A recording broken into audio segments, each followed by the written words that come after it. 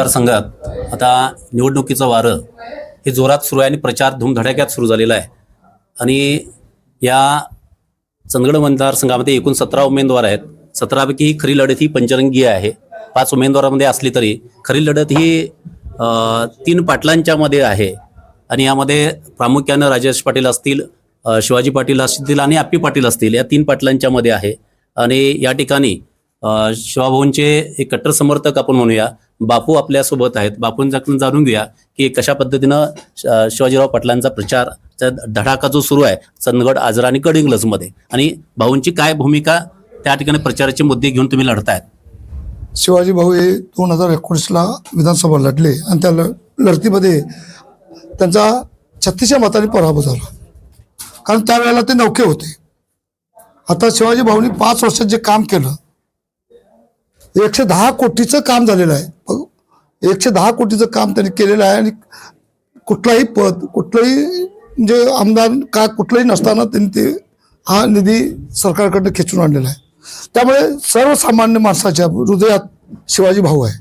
शिवाजी भाऊ आहे, तरुणांच्या खूप मोठं हृदयात भाऊ शिरलेले आहेत।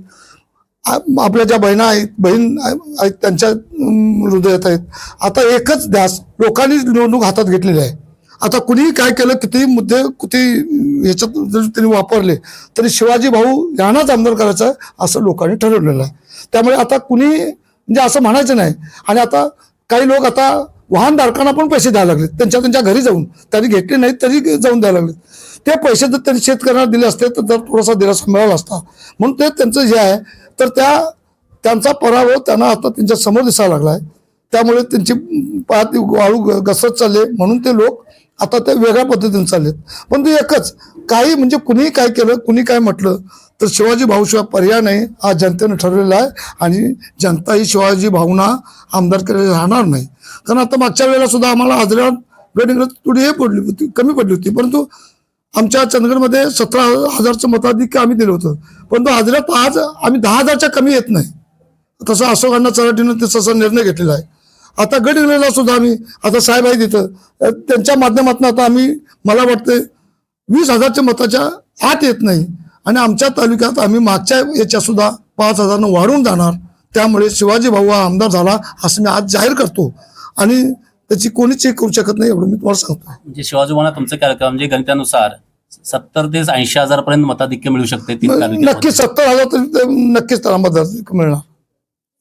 शिवाजी भाऊंचा जे आता वारं, आता ही हवा किंवा परिवर्तनचा हा एक तुम्ही सगळ्यांनी आम्ही पाहतोय की प्रत्येक या ठिकाणी पाठिंबा जाहीरपणे या ठिकाणी वेगवेगळ्या गटातील, पक्षातील, महिला वर्ग असेल, सगळ्यांनी इथं देण्याचा इथं या कार्यालयामध्ये सुरू आहे। तरुणाच्याच मनात आणि तरुणाच्या हृदयातच भाव पोचलेले आहेत। त्यामुळे तरुणांची एवढी क्रेज निर्माण झालेली आहे तर भाऊशिवाय त्यांना पर्याय नाही असं त्यांच्या तोंडातून सुद्धा सूट चालू आहे।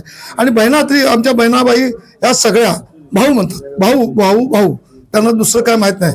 नवऱ्यानं काय करतो याच्यापेक्षा आम्ही भाऊला मतदान देणार हा त्यांची हे ठरलेली आहे। या बहिणाबाईंसाठी भाऊंचं काय विजन आहे की महिलांसाठी आरोग्य